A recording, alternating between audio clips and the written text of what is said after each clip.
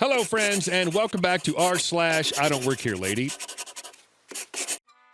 I think we should start with a nice little heartwarming story. Didn't you hear about the fire? This is one of my favorite stories about my dad. He was a hell of a guy. To paraphrase Sophia Petrillo, pitch it, Cape Cod, the late 80s. When I was little, our home phone number was one digit off from the local marina. People, usually tourists or seasonal people, would call our house incredibly early on Saturday and Sunday mornings during prime boating season, asking to get their boats ready and put them in the water for them. One day, my father had apparently had enough. It was like 5:15 a.m. and the phone rang multiple times. Whoever it was got our machine and kept calling back. Apparently, they didn't pay attention to our machine's message. The next time the phone rang, like the fifth call in 15 minutes, my dad picked it up and said, "Blah, blah, blah, Marina, how can I help you?" The guy on the other end of the phone started complaining about how he couldn't get through. He's super important and needs his big boat all set for today, etc. Dad interrupted him and said, "Didn't you hear about the fire?" "What fire?" "Big fire last night. Everything's torched. Hardly anything left." The guy apparently went ballistic, started yelling about how could we let this happen. He was going to sue my dad, the marina, the town, totally unhinged. During his rant, Dad just put the receiver down and left it off the hook for the rest of the morning. Serve that entitled a-hole right. He was too wrapped up in his own business to pay attention to your answering machine. And our second story. I'm required to do my professional duty.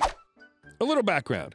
I work in corporate security, I work long hours, and my shifts end at midnight. So if I unexpectedly run out of something at home, I'm sometimes forced to stop over at the 24-hour Walmart after work.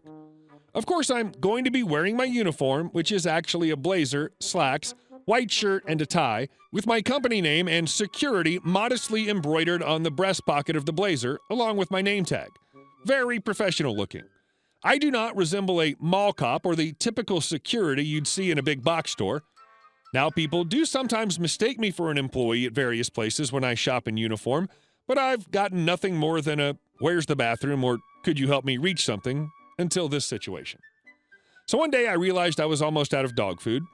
There won't be enough to feed them in the morning, so I go to Walmart after work.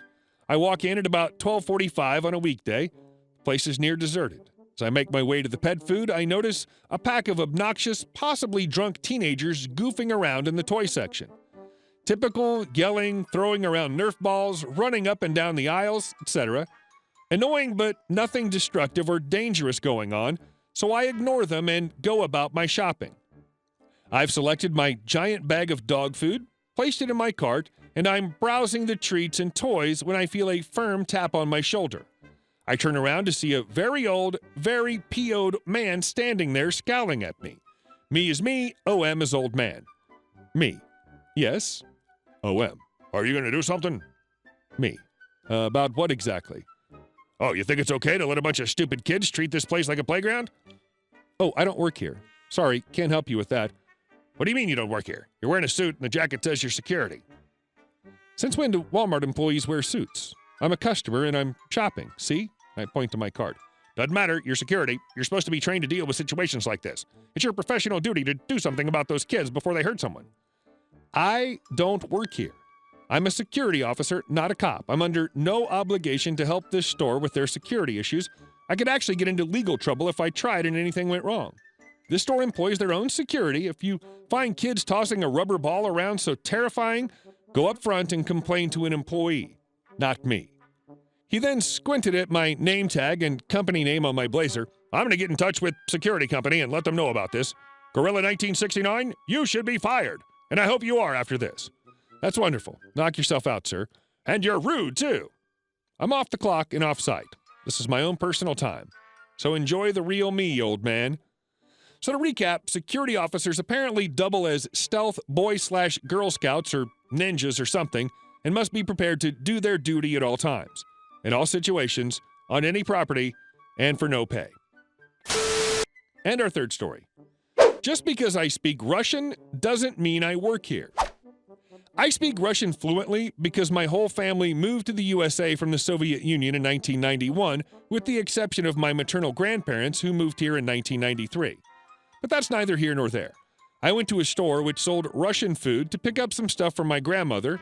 I was on the phone with her asking exactly how much of what does she want me to get her. Unbeknownst to me, there's a woman lurking behind the cucumbers, watching me like the KGB used to watch my grandfather. As soon as I get off the phone, I notice a woman older than time itself and with enough food to feed both sides of a war in as many bags as people who died under Stalin. I came up to her and helped her carry the bags to her car. She gave me a kiss on the cheek and a compliment on how well my parents raised me, and I went back inside. As I come back in, a woman stands in front of me. She was generously proportioned.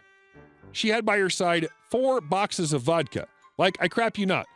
4 boxes, each with 16 bottles in it. That's 64 bottles of vodka. She points to me and the boxes and then her car. I'm a bit confused. She says, come on, chop chop. I don't work here, lady. I heard you speaking Syrian on the phone. Wow. I don't even know what to say. No problem. She has something to say. If you don't speak English, go back to Syria. Oh, now I know what to say. Listen, you 3-chinned horse effer. I hope your cousin divorces you the same day Bud Light stops making beer. I may not be Joyce or Wild, but that's okay because you probably don't know who they are anyway. And I speak enough English to call you a C-word. She stormed off and forgot her vodka. I waited to watch her make the walk of shame back. She comes back and expects me to help her. Nope. And she starts pushing them one by one to her car like a Hebrew slave building the pyramids. Manager applauds me for standing up to her because apparently she's been a pest for a while now, but he's too much of a gentleman to say anything. He threw in some pastries on the house. I was a hero of the Soviet Union. Well done, comrade. You make Mother Russia proud. And our next story. Why not just commit battery on a teenager because he helped a lady and not you, even though he doesn't work here? So I work in a local home improvement store that has more agricultural-related products. Picking up some welding equipment, I grab 5 pounds of the electrodes I need to practice running for school. While I'm grabbing them, a lady asked me if I could help her find a hood and a few types of electrodes for her husband who's just getting into welding. Now, I like helping people when it's something that I'm knowledgeable about, and I help her by showing her the types I learned on when I first learned that type of welding. She thanks me and walks away, and I grab the electrodes and head towards the front register. Keep in mind I'm in jeans and a black leather jacket that in no way resembles the store uniform of red vest with the company name on it.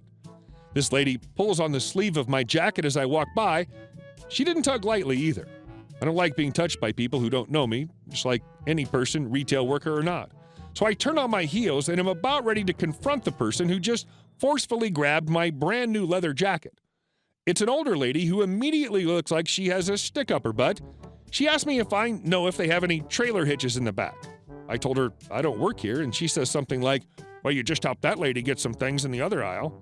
I tell her I did, but I don't work here. I just came for these. And I show her the 5-pound container of electrodes. Why'd you help that other lady, so why can't you go get a trailer hitch from the back?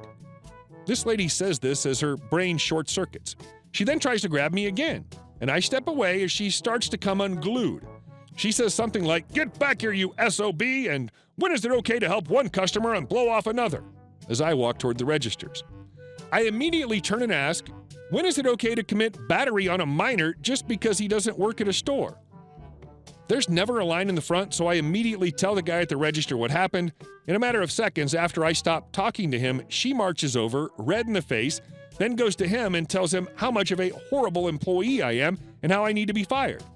He tells her, he doesn't work here. You have 30 seconds to leave the store or we'll call the police.